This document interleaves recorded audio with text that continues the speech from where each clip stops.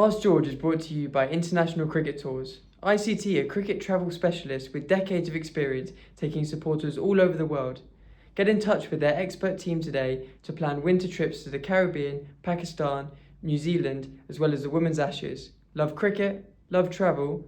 Choose International Cricket Tours. Hello and welcome back to another episode of Ask George. We're here after a gloomy first day at Old Trafford, where late fight back from Sri Lanka saw them post at 236 in their first innings.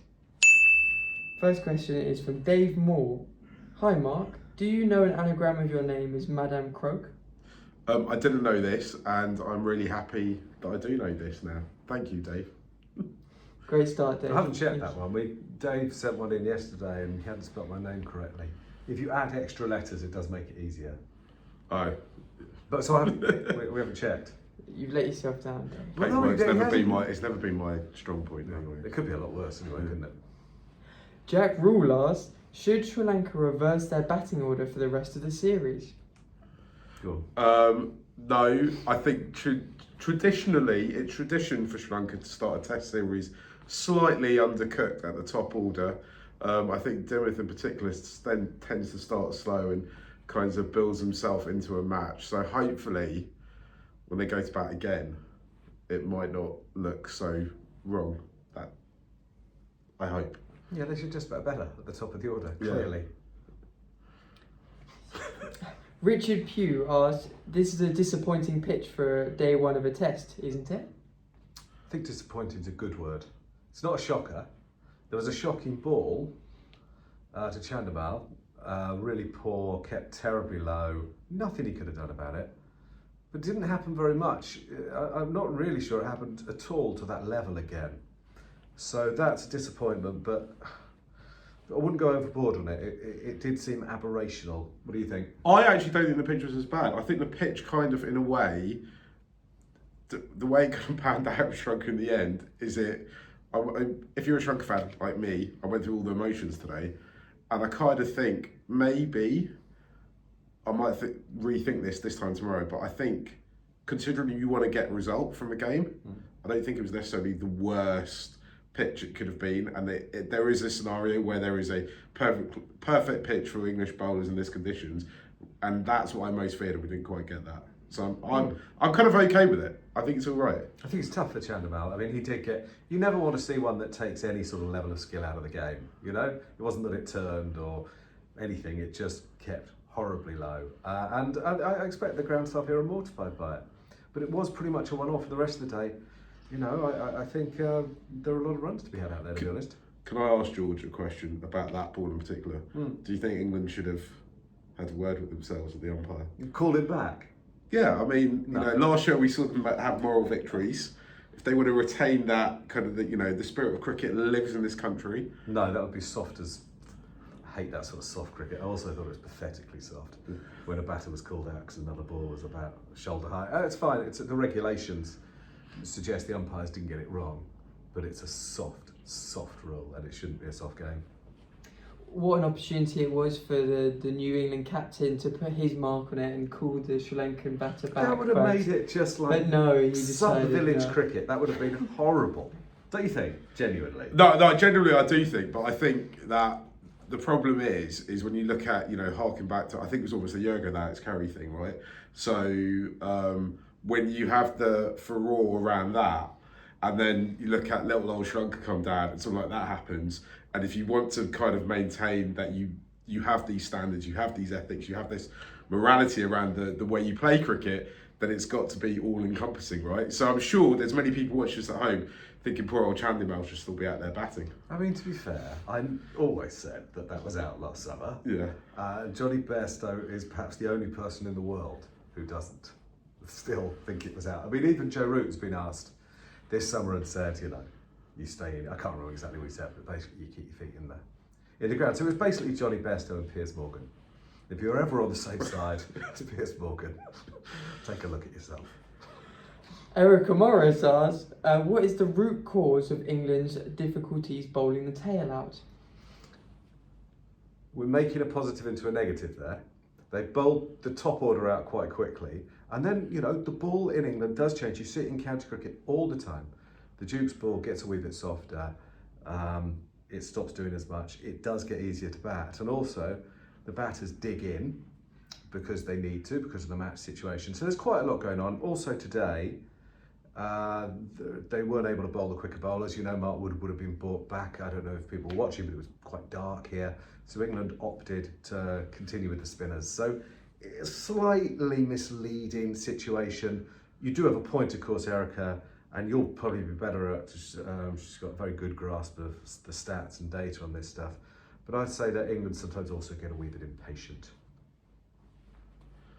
I think people underestimate how much spin a first-class player gets to face in Sri Lanka as well. So when it went a bit darker and they had to play two spinners on either side, I just thought that played into our kind of tail end of his hands.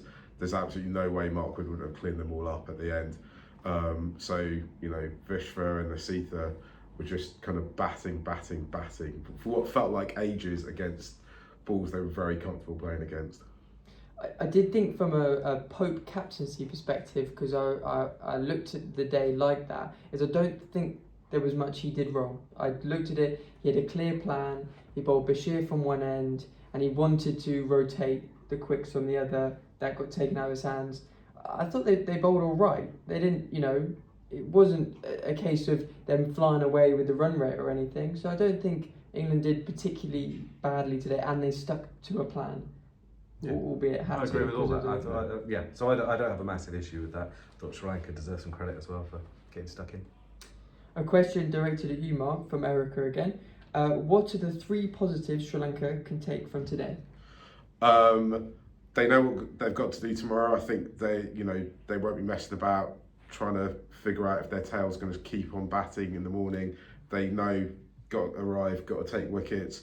They've also perhaps had a look at this pitch as well. I think that might, if they are able to get a result, that's going to be massive at the back end of this series, of this test, and also, I mean, the way they batted in the way the last few wickets were held onto, right? Sri Lanka's a team that is totally built around confidence. They would have gone in at lunchtime with their heads quite low. They've come out after that, they've just stuck about. Bits of it, weren't particularly pretty, but it kind of worked for them, and they're a big confidence team. That's just going to drive them on. Sushan asks, can Pope be his own man with Stokes still in the dugout? It's a good question. I don't know is the answer. He might be able to. I thought that the press conference the day before the game was actually a bit awkward. He basically said, Ben will let me captain, and if there's anything he doesn't like, he'll mention it at the interval. I don't know, I thought it was a bit awkward, and Ben Stokes clearly only wants the best for this team, and clearly he is the natural leader among it. There's a lot of good there, but maybe there's something to be said for him stepping away and allowing Ollie Pope to grow into the role. Without that, I think in my piece I said, not much grows in the shadow of a huge tree. Ben Stokes is a huge tree. So if Ollie Pope ends up having to captain in a few weeks or months, if there's a problem with Ben Stokes' fitness ahead of the Ashes, you want Ollie Pope to really, really feel he can do it without holding anyone's hand. And I'm not completely sure, but I agree with you. He had a decent first day. Does it matter? Because isn't the whole idea is that they've got this philosophy of how they want to play, and almost should be interchangeable about who the captain is, because they know what the plans are, they know how they're going to do it, and a lot of what he's going to have to do today, and until Ben Stokes gets back into the side, is almost ceremonial. Do the toss, do the interviews, if he has an awkward press conference, I'm sure the more he does, the better he'll get. Yeah, so if they've got clarity in what their role is and how they're going to go about it, does it make a difference? No, you put that well. In an ideal situation, it should be about systems, not individuals. But Ben Stokes is a massive figure in English cricket. And there are times you have to say things and do things. And there have been so many games which Ben Stokes has defined with his character, really, as much as anything. So we'll see. There was one moment, I don't know if this is in your piece, the bit where Joe Root was bowling and he appealed for a catch. He wanted to review caught behind, which wasn't a terrible review by any means. I think the batter had hit the pitch with the underside of his bat, so easy mistake to make those sounds. But you got the impression that Ollie Pope didn't particularly want to call for the review, and he did because it was Joe Root. We wouldn't want to read too much into it, but it did make us smile, didn't it? And I think there was voices around saying no as well. As I think Chris Woakes came over to the huddle, it seemed like he said, no, I don't think that's out, and Jamie Smith wasn't too sure. But he went for it anyway. But to be fair, they hadn't used any reviews at that stage. Didn't cost them anything. You know, you just don't want to read too much into those tiny moments at this stage. Cricketer subscribers can gain all our analysis and reports from international and county cricket for just £3.99 a month. Check out the link alongside the video. The Indoor Kite Society asked, do you think one warm-up game against a select county second 11... This is a staff announcement. Vehicle curfew has now been lifted and there is vehicle movement across all areas of the car park site. All staff, please take care. There is vehicle movement on site. We better look out for them. I think that'll be the best bit. Yeah. I wouldn't cut it. Don't get There's vehicle movement on site as well. You don't know what we risk to bring you this stuff. Well, the Indoor Kite Society tried to ask, do you think one warm-up game against a select county second 11 is adequate warm-up for a test series? It was an England Lions side. I know the point you're making, but it was an England Lions side. And I actually thought it was a very well selected game, a selected team. Yeah, they were young and inexperienced, but they were good players, and they were players who potentially could be involved in the Ashes. You know, Josh Hull and stuff, he's obviously got an ugly first-class bowling average right now, but he's really, really good. And Casey Aldridge and people, they're really, really exciting players. So I wouldn't diminish the strength of that side, but your general point is spot on. And I think I've written about this a wee bit in my piece today. I think before they played here in '98, they played one test. Yeah. They had 5 first-class games, 5. And in '84, I think they had half a dozen as well. In fact, I think they had 2 after that test. So there's no time in the schedule, and we're compromising everything. I don't think people will keep coming to watch Test cricket if we see the Test cricket that we've had in England this summer. I think it's a massive mistake. I think the authorities are trading on our patience and our love for the game, and it's a huge mistake that will compromise Test cricket's viability in the future. I think it's a really difficult question for Sri Lanka cricket because there was an option that they could have taken when they didn't play a series against India, which finished, 10 days ago, 2 weeks ago? 2 weeks ago, 2 weeks today. And brought more of the team, more of the Test side over, and they could have organised, I know the ECB are meant to kind of do it, but they could have kind of organised longer form cricket for them if they needed to, but they just the fortunes that were on offer for playing India was too much for SLC to resist, so they couldn't. I think I worry about Test cricket. I worry about if it's a viable thing for Sri Lanka to keep doing and to keep playing, because I think if they keep turning up and keep getting no results, they're just not going to get tests, and they're going to end up playing Tests. It's going to be like this all over the world. Basically, the home team will have such a big advantage that away sides eventually will just wither away and not turn up. I don't know how many more Test tours we'll see. 3 Test tours from Sri Lanka and West Indies. You've both sort of answered it, but I'll ask it anyway. The Indoor Kite Society also asked, with the sparse crowd, should the ECB be worried about such one-sided games? Hell yeah. Really, really worried. 14,700 here today. And they've got the temporary stand is about half the size that it was last year. No, warning bells are absolutely ringing loud, and they should be about those 100 broadcast figures too. There's a lot to worry about. There's just too much. There's no sort of logic in the schedule, and everything is compromising everything else. So at some stage, hard decisions are going to have to be made, but what we're doing at the moment isn't working. How much do you think is a problem with the marketing of it? I'm not sure. I have no idea if the ECB spend anything advertising tickets to the Sri Lankan community. There's quite a large Sri Lankan community in the UK. Were they told that this test was going ahead? I don't know. Was the pricing appropriate to fill the stadium out when there's so many seats empty, and that this is regardless of what's happened with the cricket, but you should be able to sell out day one of a test in a city like Manchester. If it's not sold out, then I think you need to almost look at the marketing at this stage, where Test cricket had a good summer last year in England. At this point, I know the West Indies series didn't quite pan out as competitively as they wanted to, but people would have booked tickets this months ago. So what is going on here? I think there needs to be, people need to dig a little bit deeper. Those are fair questions. I mean, Lancashire would tell you they've worked really hard to try and sell tickets, but I think the point you make is something that they would have to reflect on and see what they can do better and differently. I think we know that the game in England hasn't been as open to different demographics and communities as it should have been, and it's a very, very simple point that will make it more accessible in the future. We've had this situation where people of colour and women have been beating on the door to try and be let into cricket, and we haven't let them.